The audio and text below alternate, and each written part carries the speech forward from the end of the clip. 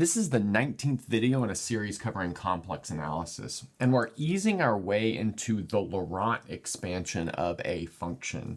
And we're going to do that by starting with this theorem, which will help us set up that expansion. So we'll start assuming we have two numbers. And so we've got lowercase r, which is smaller than uppercase r.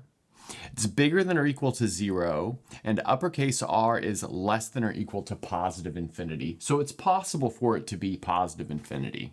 And then we will suppose that f is an analytic function on the annulus pinned between these two radii centered at z0. And we can describe that by the inequality modulus z minus z0 is larger than lowercase r, but smaller than uppercase r. Then it's possible to write f decomposed into two functions. I'll call them f0 and f1. And f0 is analytic on the open disk centered at z0 with radius r, so capital R, inside that open disk, while f1 is analytic outside of the disk centered at z0 of radius little r. So let's see how this proof goes. So we'll start by taking two more numbers, and I'll call those numbers lowercase r prime and uppercase r prime, and they'll be between lowercase r and uppercase r. So let's see, we have lowercase r is smaller than r prime, which is smaller than uppercase r prime, which is smaller than r. And then we'll take a z, which is within little r prime and capital R prime of our number z0. So let's do that. So let's take a z such that the modulus of z is between, or really the modulus of z minus z0 is between this lowercase r prime and this uppercase r prime. Okay, so let's look at the picture of what's going on here. So let's maybe put our point z0 right here in the middle. So everything is based around that. And now we'll make a circle with a radius of lowercase r prime. That circle will look something like that. So let's maybe point out here that this has radius lowercase r prime. And then we'll put another circle that has radius uppercase r prime. So that'll look something like this. So again, let's point out that this guy here has radius uppercase r prime. So now where does z live? Well, it's going to live somewhere in between these two circles. So maybe I'll put my point z right here. So there's my point z. And since we've eased this r prime and this capital R prime in between lowercase r and capital R, we know that our function is analytic on these circles. And since it's analytic on those circles, that gives us some motivation to perform some sort of integration along those circles and use maybe Cauchy's integral formula or something like that. That's exactly what we're going to do. But we also want to use this z somehow in the mix. And we'll do that by performing some sort of integration that kind of bubbles around this z. Okay, so let's see how we go. So we'll maybe start thinking about what's going on at this point right here, which is like as close to z as you can get along this inner circle. And we will integrate towards z, but then take a little bubble of radius epsilon around z, and then go to this outer circle. So I'll maybe make sure we're orienting it that way. And then from there, we'll go around this outer circle in a counterclockwise rotation. So we're doing it in a counterclockwise rotation, so it's so-called positively oriented. Okay, so we're going all the way around like that. And then from there, we'll ease back. So we'll go exactly back here and then do another bubble of radius epsilon around z, and then link back up with the inner circle, and we'll integrate around that in a clockwise orientation. So that's a clockwise orientation because that puts this region, which is the annulus, as a positive orientation. Then everything that's kind of bound by this green region, I'll shade. Maybe I'll shade it in this blue. So let's shade all of this right here. And maybe let's also give that a name, and we'll give this a name d epsilon. One more thing that I'd like to do is zoom in on what's going on right here, just so that we have a little bit better feel for what's going on. So if we zoom in right here, what does it look like? So let's put our point Z. So there's our point Z right there. And then maybe way up here, we've got like a little arc of a circle going that way. And then down here, we have an arc of a circle going the other way. And then we have this integral, or this line coming up here.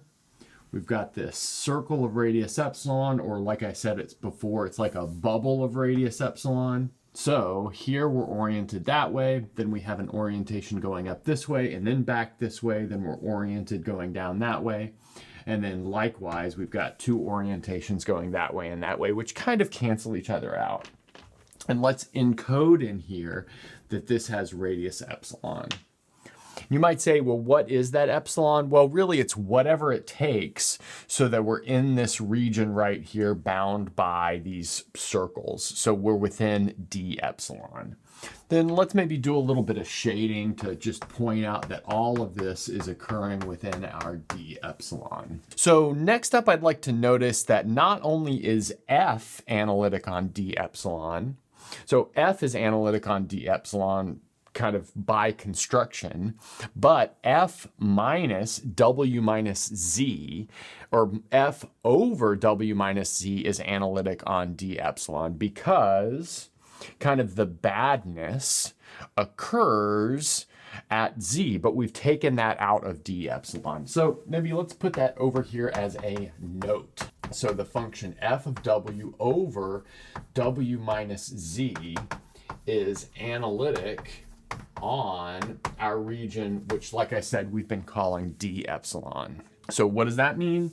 That tells us that if we take the integral over the boundary of d epsilon of f of w over z minus w dw, or I guess we're doing here w minus z, we get 0. But that tells us that if we multiply both sides of this equation by 1 over 2 pi I, we'll also get 0.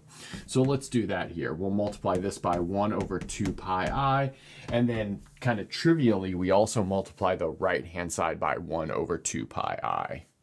And why would we want to do that? Because that puts it into some form which we can use the Cauchy integral formula with. Okay, so now let's decompose this into parts. So we have 0 equals 1 over 2 pi I, the integral over del d epsilon of f of w over w minus z dw. Okay, so that's just copying that down.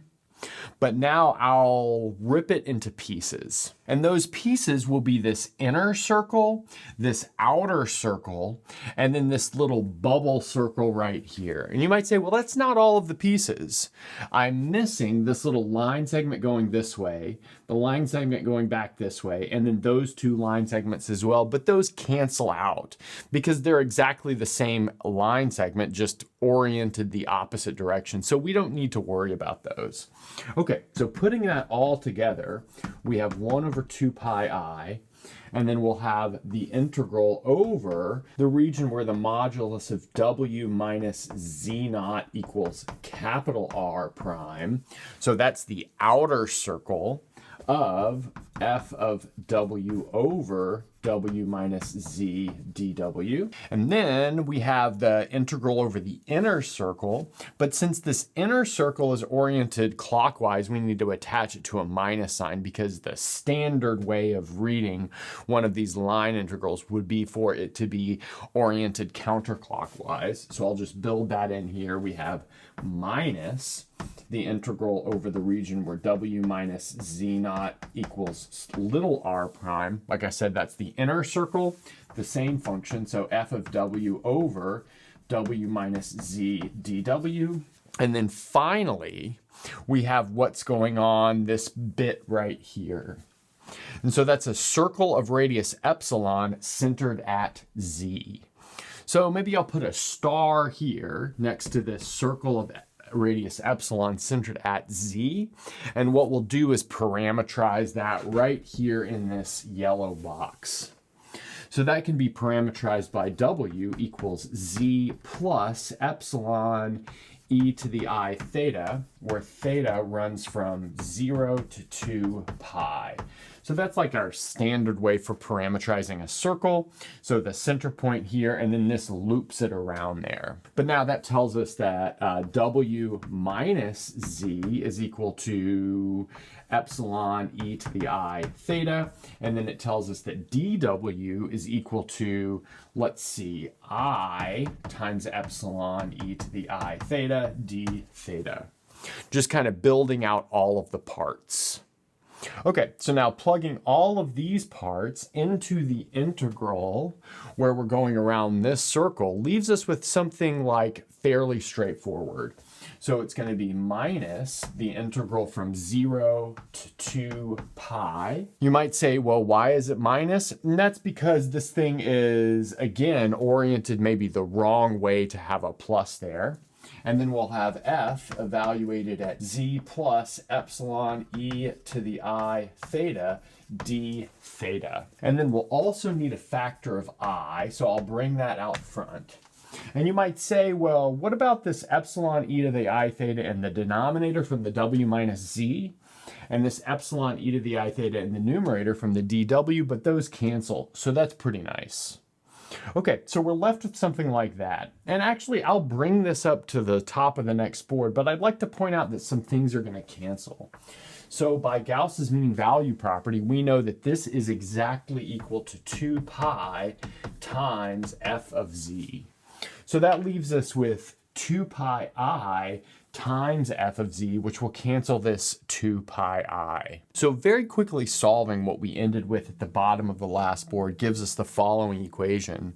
So we have f of z equals 1 over 2 pi I, the integral over the region w minus z naught equals r prime of f of w over w minus z, minus 1 over 2 pi, the integral over w minus z naught equals little r prime of f of w over w minus z.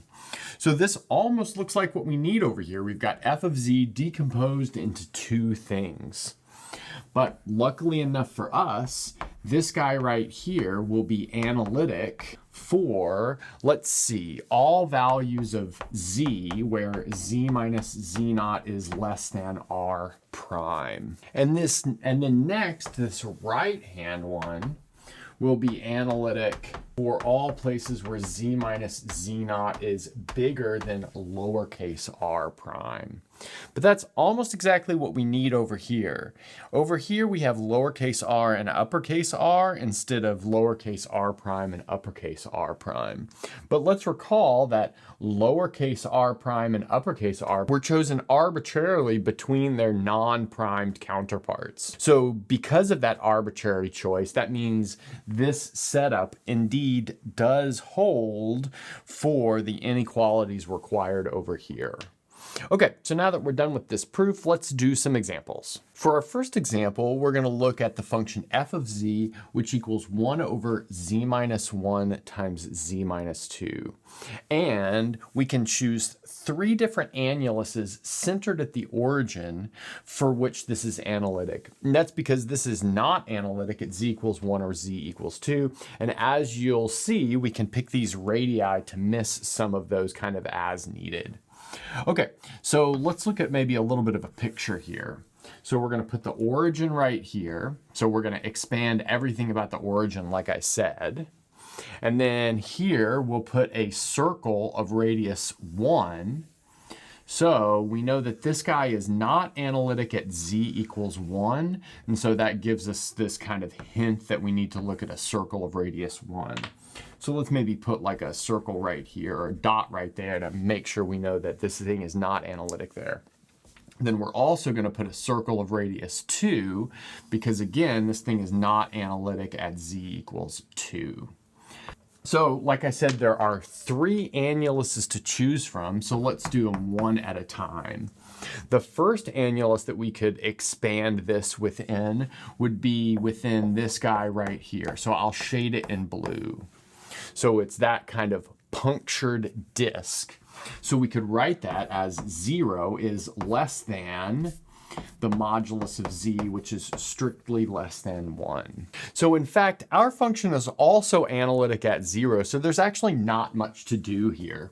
So here we can take f of z to be just f naught of z, and that's because our function f of z is analytic for, let's see, all z where the modulus of z is less than 1. We don't have to do anything fancy to get outside of this puncture. Okay, so that's maybe our first annulus. Now let's look at the second one, which is maybe the most obvious one from this picture, and that's the thing that's outside of this. Okay, great. So let's write that down. So that's going to be everything between 1 and 2. So the modulus of z is between 1 and 2. And the trick here is to use partial fractions.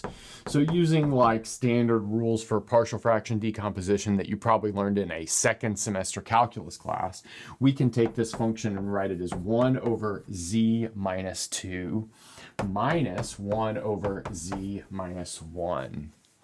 And then looking at this, we see that this guy right here, 1 over z minus 2, this is analytic for everything where the modulus of z is less than 2, whereas this guy right here, 1 over z minus 1, is analytic when the modulus of z is bigger than 1.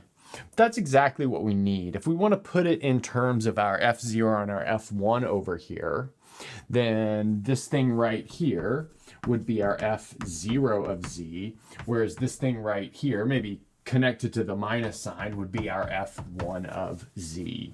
That's because the f0 of z is everything analytic within a disk, and f1 of z is everything analytic outside of a disk. So for the last annulus, well, that'll be the case when our capital R is infinity. So that'll be everything outside of this outer circle. So maybe I'll write it like this. So kind of shaded like this. So in this case, we have the modulus of z is bigger than 2. But again, this is actually pretty similar to the first one, but in this case, we can take f of z to be equal to f1 of z, and that's because our function, just as above, is analytic on the modulus of z is bigger than 2. We don't have to break it into parts in this case. Okay, so now let's move from this towards expanding thing via something called a Laurent series. So now that we've proven this theorem and we've done an example, let's maybe explore where this can take us, keeping in the back of our mind that we know something about Taylor series and we know something about series expansion about infinity. Now we want to smash those two kind of ideas together. So let's say we have f of z equals f naught of z plus f1 of z. And this is where f naught is analytic for everywhere where the modulus of z is less than capital R, and f1 is analytic for all of the places where the modulus of z is bigger than lowercase r. So in other words, we've applied our theorem over here to a function f, which is analytic on some sort of annulus. That tells us that this f naught of z can be expanded in a power series centered at z naught that converges on some sort of disk.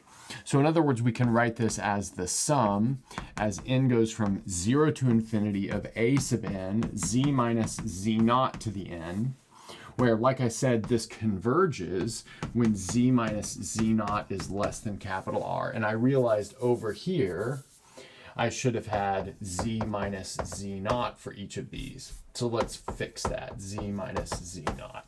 furthermore, because f1 is analytic for z minus z naught bigger than r, that means f evaluated at something like 1 over z will be analytic with this reversed, which means we can do the sort of power series expansion that we did before, which was based at infinity, to get the following type of series.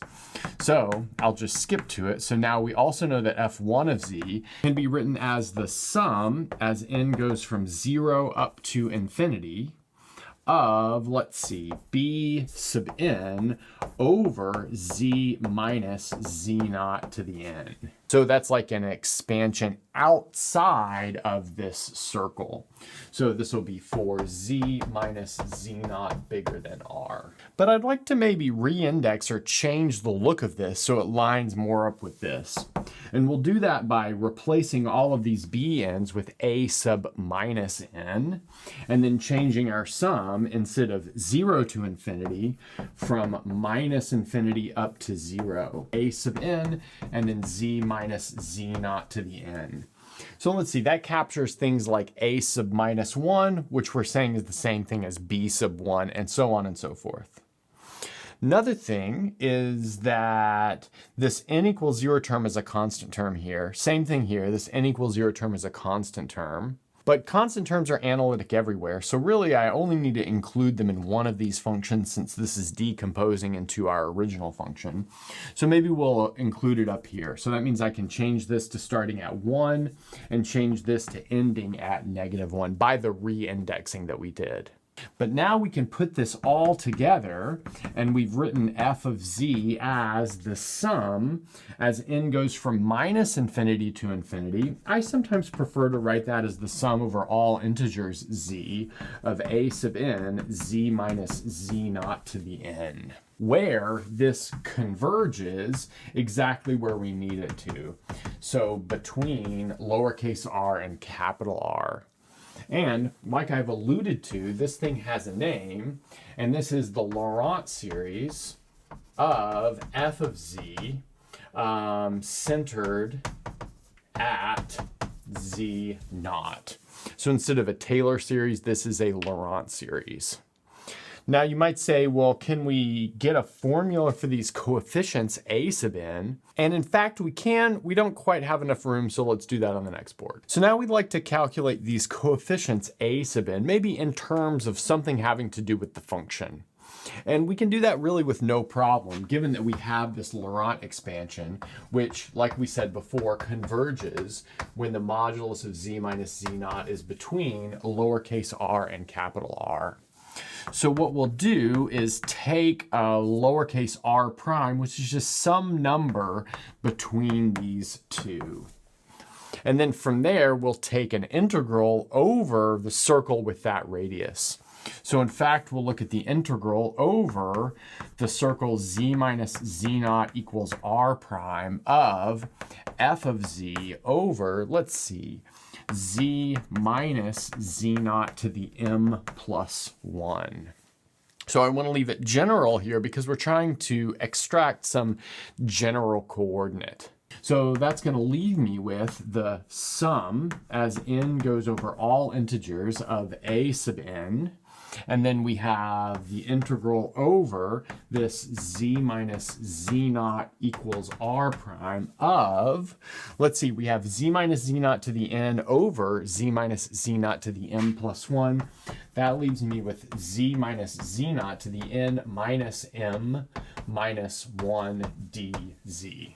But now we actually worked out, maybe as a warm-up exercise or maybe even as one of the examples, what this value was. So I'll just recall that. So this is going to be equal to 2 pi I if n minus m minus 1 equals -1 and it's 0 otherwise. So let's see, n minus m equals -1 exactly when n equals m. So that means this gives us 2 pi I times a sub m. It extracts that one term.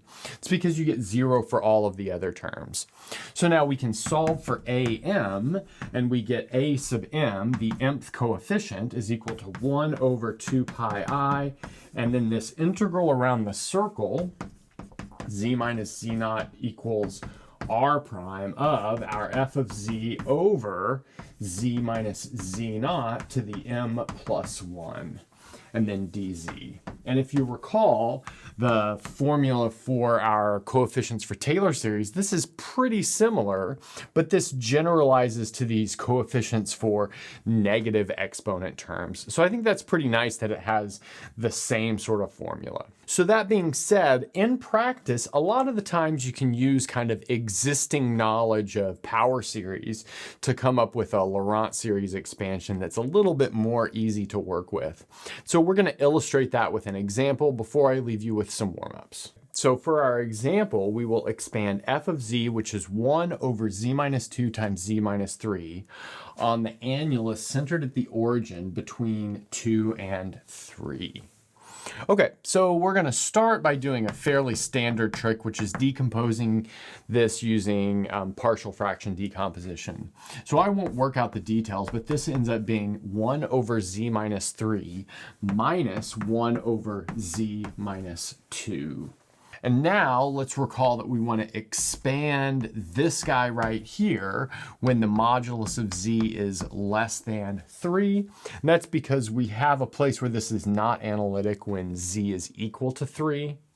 But in the place where the modulus of z is less than 3, that means we need non-negative powers of z because it's inside a disk. So inside a disk is non-negative powers of z, but then outside of a disk is non-positive powers of z.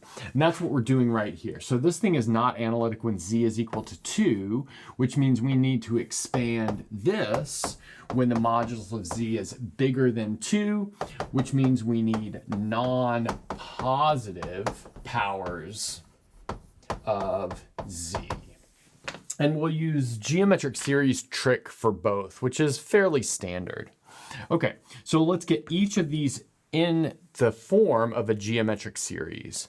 So for this one, I'll factor a minus 1/3 out, and that leaves me with 1 over 1 minus z over 3.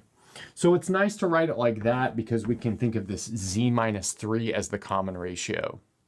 And then for this next one, we'll factor out a minus 1 over z. So that's going to cancel this minus sign, leave us with a 1 over z here. And then we have 1 over 1 minus 2 over z. Now looking at this, we see that the common ratio is now 2 over z, but when we expand that using geometric series trick, then that will be within non-positive powers of z. Mostly negative powers of z because we have this 1 over z term here. Okay, so now let's do it. So we have this is 1/3, and then this is going to be the sum as n goes from 0 up to infinity of z to the n over 3 to the n. And then for this one, we'll have plus 1 over z, and then the sum as n goes from 0 up to infinity of 2 to the n over z to the n. So we're left with something like that. Now, if you want to, you can put those two things together and then write a formula for a sub n. So in other words, you can write this as the sum as n goes from, let's see, over all integers maybe, of a sub n z to the n. And then what do we have? We have a sub n is something like minus 1 over 3 to the n plus 1 when n is bigger than or equal to 0. Then I think it's going to be 2 to the n minus 1 when all is said and done when n is less than 0. So I think maybe leaving it like this previous step is nice enough, but if you wanted to really put it in the form of what we had on the previous board, it would be this. Okay, now I'll leave you with some warm-ups. for the warm-up, let's calculate the Laurent expansion, so the Laurent series, for the following function in these 5 regions. So the first is the disk where the modulus of z is less than 1.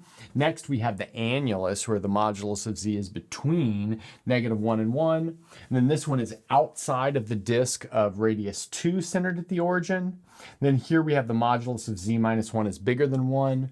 And here we have the modulus of z minus 1 is bigger than 0 but less than 1. So I think looking at each of these will give you like a nice place to start looking at these kind of ideas more in depth. And that's a good place to stop.